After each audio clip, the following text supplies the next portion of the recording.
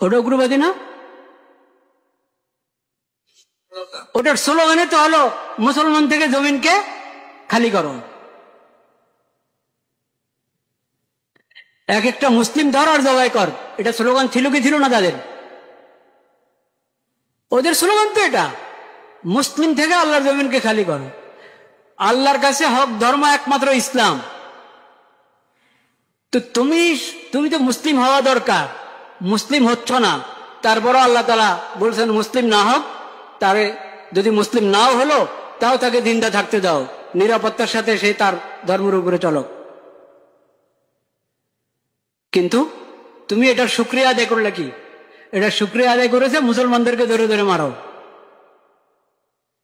সাইফুল ইসলাম কি নাম, চিটাগাঙ্গে আদালতের ওখানে প্রাঙ্গনে হত্যা করেছে কিনা সাইফুল ইসলামকে? কারা করেছিল? ওটার বিচার হয়েছে?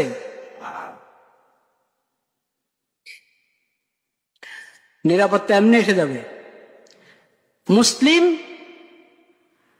ইসলাম একমাত্র হক ধর্ম আল্লাহর কাছে। সেই ইসলামের শিক্ষা হলো তোমরা উগ্রবাদ অবলম্বন করো না।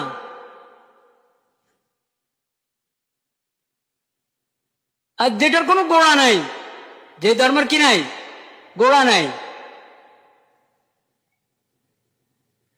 গোড়া নাই অর্থ কি এটা বুঝে নেন। এই শব্দটা আমি অনেক বলে থাকি। এই শব্দ অর্থটা কি? গোড়া না থাকে মানে ধর্ম ওটাই সত্য ধর্ম যেটা মানুষের খালেক এবং মালিক রব্বুল আলামিনের পক্ষ থেকে এসেছে, সেটাই কি সত্য ধর্ম। ধর্মকর্ম শরীয়ত, শরীয়ত দেওয়ার মালিক কে?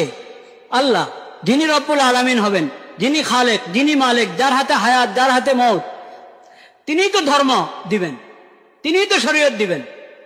তো যে ধর্মের আল্লাহর সঙ্গে সম্পর্ক আছে ওটা হলো সঠিক ধর্ম। যে ধর্মের আল্লাহর সাথে সম্পর্ক নাই ওটা হলো গোড়াবিহীন। ওটা কি? গোড়াবিহীন। এখন আল্লাহর জমিনে একমাত্র ইসলাম ধর্ম আছে যেটার আল্লাহর সাথে সম্পর্ক আছে।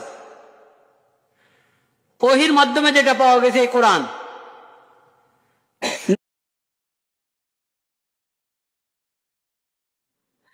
এটা হলো হকের স্লোগান, হেদায়েতের স্লোগান।